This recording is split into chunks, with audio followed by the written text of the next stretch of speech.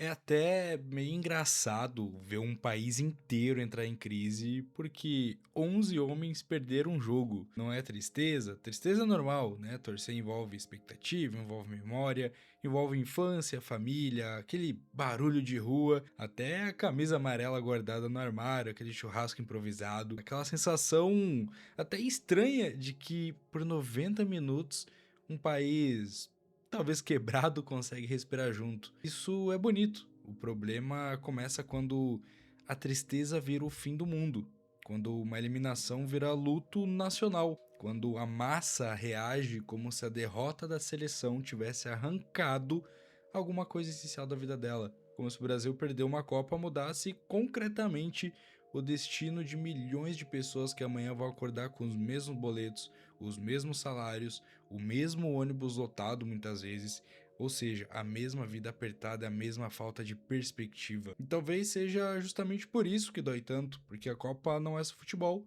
é pausa, é anestesia, uma licença coletiva para sentir alguma coisa grande. Durante algumas semanas, o brasileiro médio sai da própria vida pequena e entra numa narrativa gigante. Tem herói, tem vilão, tem destino, tem a sensação de pertencer a algo maior que a própria rotina. E cara, na boa, isso vicia. Porque a rotina brasileira, para muita gente, não oferece grandeza nenhuma. Oferece cansaço, oferece trabalho mal pago, transporte ruim, notícia absurda, político fazendo teatro. Cara, a lista aqui é enorme. A gente tenta sobreviver enquanto finge que está vivendo. Aí aparece a seleção. E de repente, o sujeito sente orgulho. Não porque construiu algo, não porque mudou algo, não porque treinou, estudou, criou, melhorou, enfrentou a própria mediocridade, mas porque vestiu uma camisa. Essa é a grande sedução da Copa. Ela oferece grandeza instantânea. Não precisa estudar, não precisa treinar, não precisa melhorar, não precisa assumir responsabilidade. É literalmente só torcer. E por algumas horas, o sujeito medíocre se sente parte de algo grandioso. Essa frase é dura, mas talvez seja necessária, porque a mediocridade aqui não é estar em gostar de futebol. O futebol é uma das coisas mais bonitas que a humanidade inventou. A mediocridade está em precisar do futebol para sentir que existe. Está em depender emocionalmente da vitória de outras pessoas para experimentar orgulho. Está em usar a seleção como prótese da autoestima nacional. O Brasil é especialista em orgulho emprestado. Orgulho do jogador que saiu da favela, orgulho do atleta que venceu na Europa, orgulho da cantora que estourou lá fora. Orgulho da camisa, da ginga, da alegria, do nós somos diferentes, do aqui é o Brasil. Mas quando chega a hora de olhar para a vida concreta do país, o orgulho some. Porque aí não tem replay bonito, tem escola ruim, tem saneamento faltando, tem uma massa enorme vivendo no automático, esperando um espetáculo externo devolver um pouco da dignidade emocional. E a Copa faz isso muito bem, ela devolve uma sensação temporária de dignidade. Por isso, quando o Brasil ganha, não parece só que um time ganhou, parece que o povo ganhou. Parece que por um instante a mediocridade cotidiana foi suspensa. Só que ela não venceu. Ele assistiu. E essa talvez seja uma das feridas mais profundas da cultura brasileira. Muita gente vive como espectador da própria vida. E, cara, na boa, muitas vezes da vida dos outros. Cara, isso aqui é muito louco, porque, particularmente eu, teve o jogo contra a Noruega, eu fui com alguns amigos, a gente normalmente assistia em casa, a gente foi por um bar assistir esse jogo. E, cara, tinha um maluco muito chato do meu lado, na mesa do lado, xingando o técnico, falando mal da seleção, como se ele tivesse total preparo para comandar a seleção. Você que é foda. Como é seu nome? Cara, e isso é muito bizarro. Ele tava realmente revoltado, ele tava puto, quase arrumando briga. Logo depois que o jogo acabou, cara, alguns dias depois, eu fui pegar um Uber e na rádio tava a galera ligando pra rádio pra falar que o Ancelotti tinha que ser demitido, cara. Tinha votação pra isso, cara. Não tem o menor cabimento, sabe? Mas, cara, voltando aqui pro contexto sobre todo mundo comentar tudo, debater a escalação, essa fala de mentalidade, falta de preparo e tudo mais. Agora, será que a pessoa se pergunta sobre a vida dela? Porque, assim, é literalmente um leão pra falar, por exemplo, da seleção. Mas quando pergunta da própria vida dela, Aí vem aquele silêncio até constrangedor. Cara, talvez falte exatamente isso que você cobre dentro de campo. O brasileiro ama falar que a seleção tem talento, mas não entrega. Isso até é engraçado, o país inteiro parece assim, na verdade. É sempre com potencial, sempre com história, com a promessa, no agora vai, próxima vez a gente volta mais forte, sempre com alguma desculpa nobre para mais uma decepção. Talvez a seleção doa tanto porque ela parece o espelho perfeito do Brasil. Um país que poderia ser gigante, mas acostumou a ser menor do que deveria. Isso não é só sobre futebol, é sobre mentalidade. Uma forma de existir, um jeito meio infantil de esperar que a grandeza venha de fora. Como se algum evento, algum líder, algum craque, algum milagre, algum gol aos 47 minutos do segundo tempo fosse finalmente compensar anos de abandono, falta de projeto e mediocridade cotidiana. A Copa vira uma espécie de religião emocional. E como toda religião emocional, ela organiza o caos por um tempo. O problema é que quando a religião acaba, a vida volta.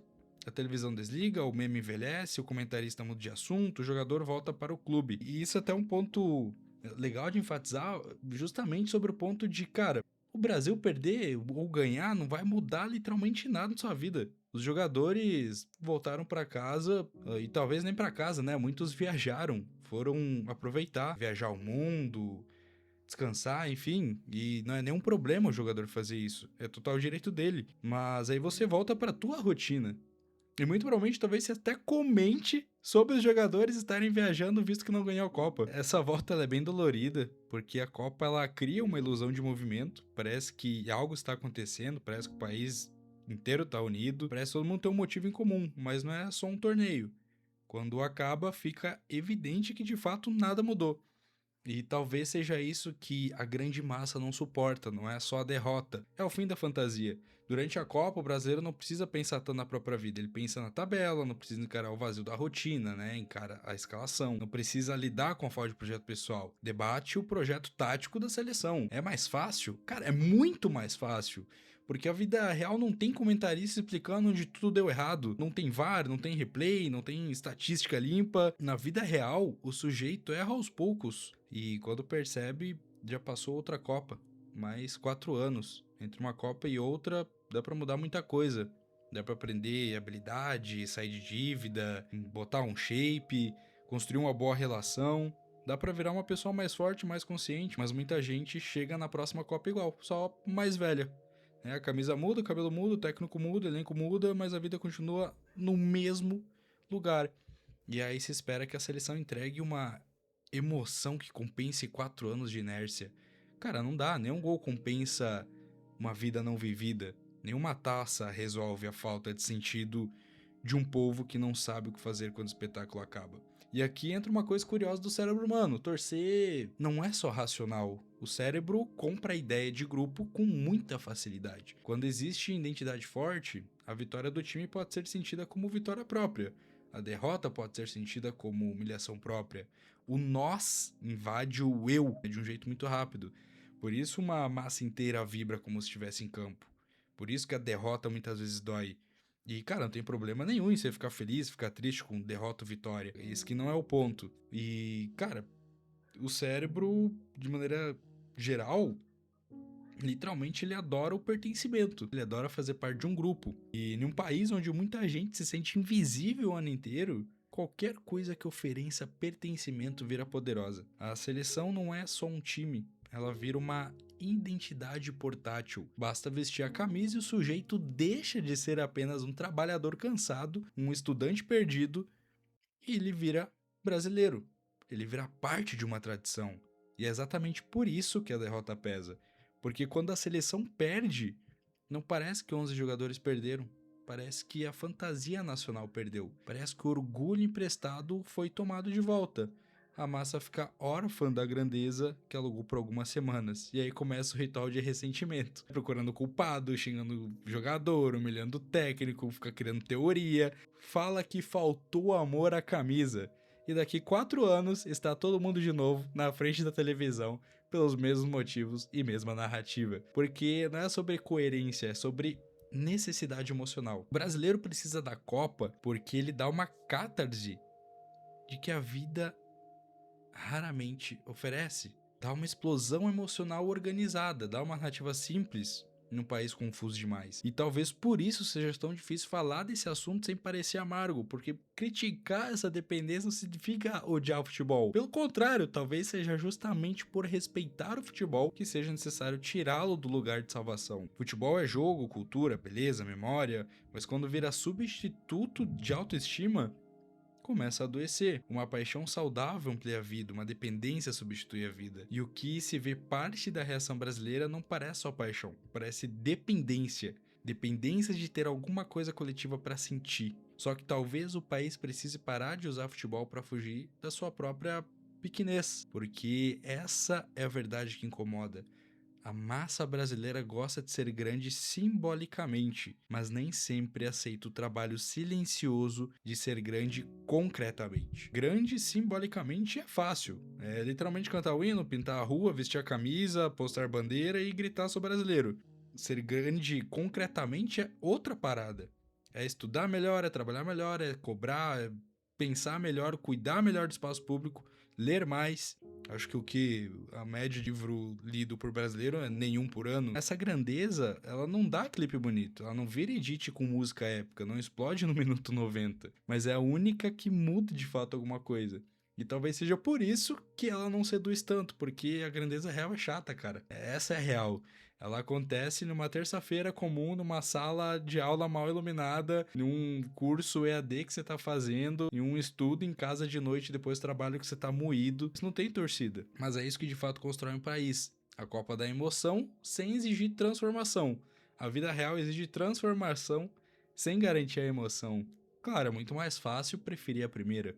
E talvez é aí que mora a mediocridade. Não em torcer, não em sofrer um pouco, não em ficar triste quando perde. A mediocridade está em viver emocionalmente de aluguel, em alugar orgulho de atleta, alugar identidade da camisa, alugar pertencimento do evento. E quando o aluguel acaba, sobra a casa vazia. A pergunta que uma derrota dessas deveria provocar não é só por que o Brasil perdeu. Essa pergunta ela é bem pequena, na real. A pergunta certa que talvez seria por que tanta gente precisa tanto que o Brasil ganhe? O que falta no cotidiano de um povo para que uma vitória esportiva pareça redenção? Essas perguntas são mais desconfortáveis porque elas não apontam só para o campo, apontam para o espelho. E talvez o espelho seja a parte mais difícil, porque é mais fácil dizer que faltou raça na seleção do que admitir que falta raça na vida concreta do país. E isso não é a culpa apenas individual.